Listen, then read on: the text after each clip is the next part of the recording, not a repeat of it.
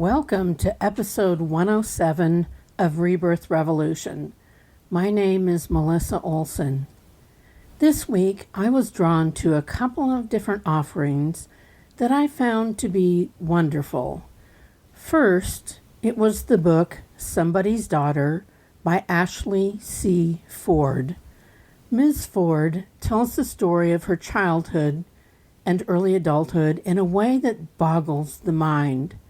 What really floored me is that she remembers so many of the events of her childhood and can recount exactly what she was thinking, what the factors were in her decisions, and everything she had to do to navigate the complexity of her life as a child. It is beautifully written and is shared with the grace that little children grant to adults. The keenness of her observations as a child, as well as the complex thinking that accompanied her choices, made it clear that she was at a higher level of awareness than many of the adults she was surrounded by. This made me think about how adults underestimate the understanding of the smallest people in their presence. They think that children do not have the ability to assess situations unless they have had an adult explain them, or they are not noticing everything that is not being explained to them. They also underestimate the complex ways that children must contort themselves to stay safe and out of trouble while the adults are struggling with their own issues. One aspect of her childhood that drew my attention was the role that her teachers at school played in her development. It has been said that any child will be okay if they have at least one adult in their life who can be a positive role model. I don't know if we take that as seriously as we should. I feel that this would be a great book for teachers to read, since it shows how children's behavior in school is a direct reflection of what's going on at home, and it illuminates the power they have to make things better in the time that they have with their students. The thing is, the rebirth that is taking place now will not be completed in most of our lifetimes. We can't fix what needs to be fixed in the amount of time that we have left here in this school. That means that we must invest heavily in future generations. We must share every bit of wisdom we have with those who will follow us. And we must instill in them the understanding that it will be their job, a very important job, to raise the generation that comes after them, and so on and so on. Luckily, part of the rebirth process is the deep examination of how our systems have been designed and how they are perpetuated. The one that we need to look at here is the system of parenting that has been passed down for generations. In Somebody's Daughter, Ms. Ford was wiser and more on track than most of the adults, but they were granted power over her in ways that were damaging and ways that made her growth even more difficult. She had to overcome the thinking of those who were automatically granted power and status to be able to interpret the family pattern and do what she instinctively knew was right. It is often gut-wrenching to see all the ways that she tried to please those around her, never quite knowing if the response she would get would be a positive one or a negative one. This type of chaotic parenting style, which is not at all unusual, is what creates lifelong trauma responses. When a person, at any age, doesn't feel that they can accurately predict the outcomes of their choices, this creates an emotional instability that is hard to overcome. It is creating chaotic neural pathways and responses. In this book, Ms. Ford remembered so many examples of the times that she had to cover up mistakes, the choices that would make people think she was a bad person, all the while observing adults making disastrous choices for which they were never held accountable. This old paradigm of the adults always being right and the children being bad has got to go. It was never true and is the root of so many abuses of power that create lifelong damage.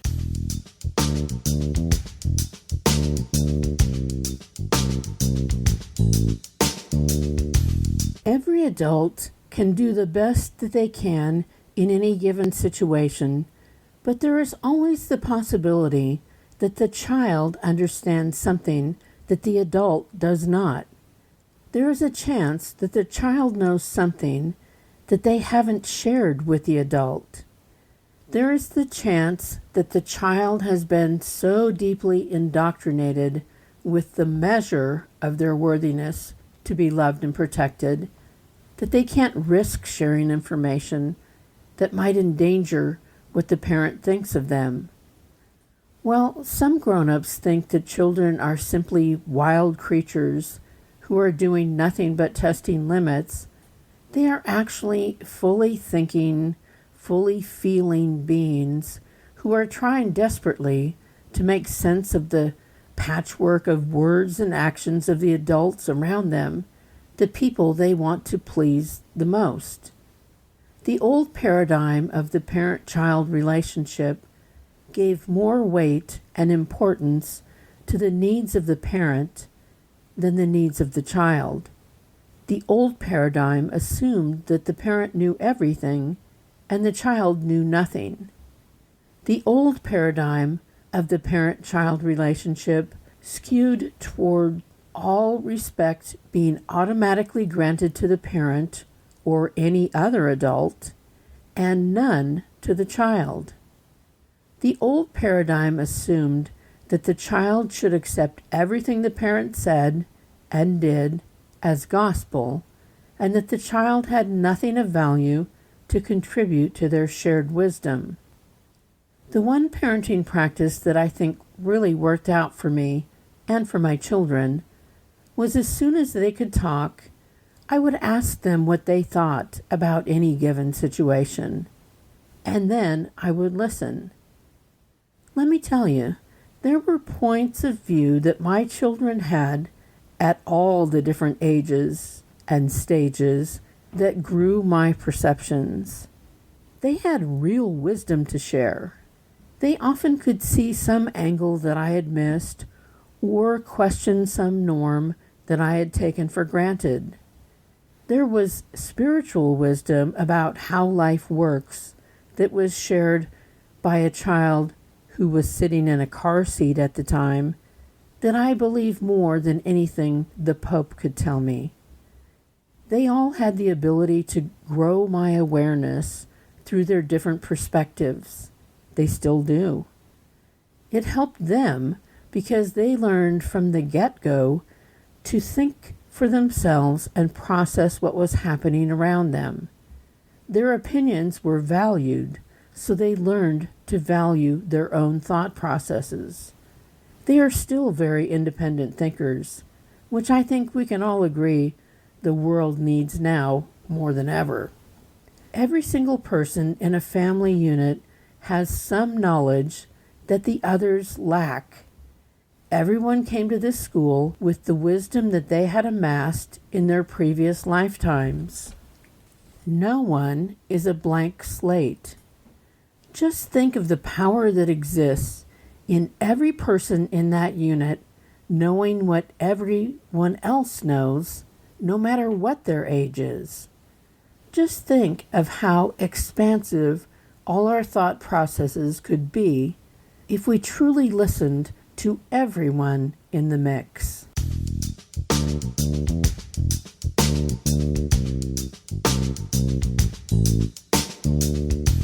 One thing that ruled Ms. Ford's childhood was the fear of making mistakes and an outsized belief in what mistakes said about her as a person. This is a notion that we can fix in the parent-child dynamic. It is important that your child understand that we fully expect that they will make mistakes. They need to know that we are fully aware of the fact that we, as parents, will make mistakes too. Be fully human with your child and allow them to do the same with you. In the book, the child is made to feel bad about every mistake made, and the adults never own up to theirs. There is no way of modeling a healthy understanding that we are all fallible humans if the grown-ups are unwilling to admit to and own their mistakes. There used to be the thought that this would undermine our authority, but we are no longer here to defend our authority. We are here to raise healthy human beings. Mistakes are a magnificent way to move the story forward for your child, which is why you should not try to ensure that they never happen. The child who never makes a mistake will be a child who is never brave enough to try something new and exciting. A child who is afraid of making the wrong move is a child who is paralyzed. A child who thinks they cannot make mistakes is a child that learns to hide and lie so they do not lose the love of those around them. There is no age at which you stop making mistakes. All any of us can do at any given moment is to move forward using the knowledge that we have at that time, along with being willing to reassess our choices so that we may do better. One way that we learn more is by doing something that doesn't work out and learning why it didn't. If parents can use mistakes as teaching tools instead of character assassination and punishment, everyone would be better off. Our job here, as those who are entrusted with younger people, is to help them process the world around them. We are here to help them figure out what works and what does not. We are here to help them incorporate the principles of honesty, integrity, empathy, and humility into their choices. None of that is possible if they are afraid to make mistakes.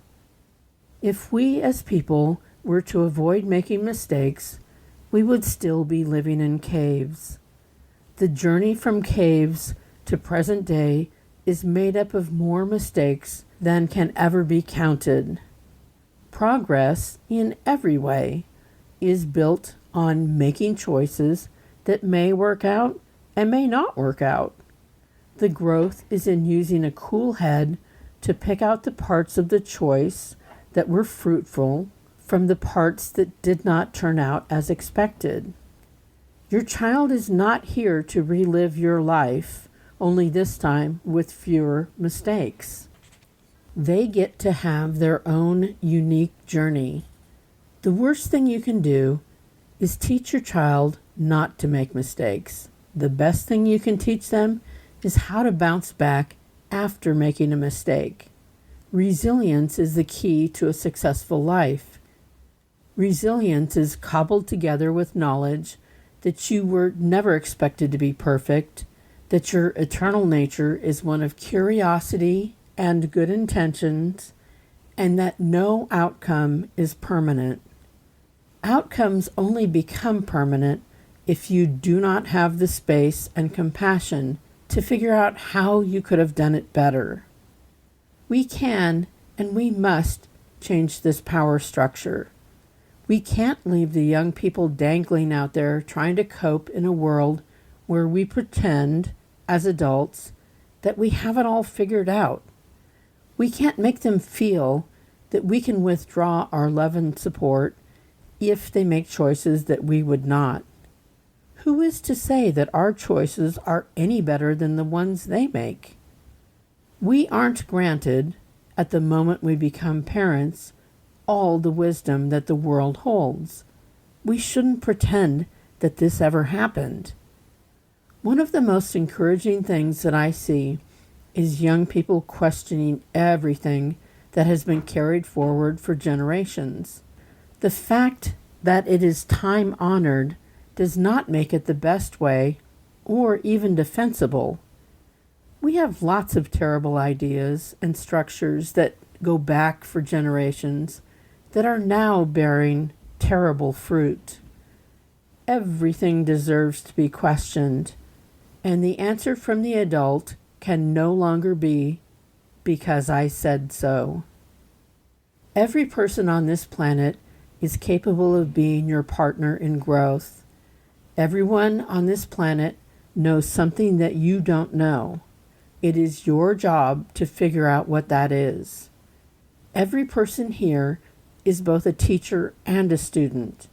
This is true at every age and stage of your life. You are here to grow and change from the moment you take your first breath until the moment you take your last breath. That is how the system works.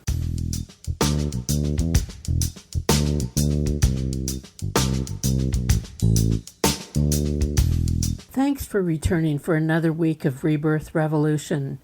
I really appreciate your time. The other offering that I found enlightening this week was Season 2 of Love on the Spectrum, which is available on Netflix. I will go into what that brought up for me next week. I highly recommend that series. I hope that this week was an enlightening one for you as well. I hope that you followed your intuition to find the pearls of wisdom that exist in the endless offerings that we have these days. It's almost unimaginable how much wisdom we have at our fingertips. You can always let me know how you're doing by emailing rebirthrev@gmail.com. I'd love to hear from you.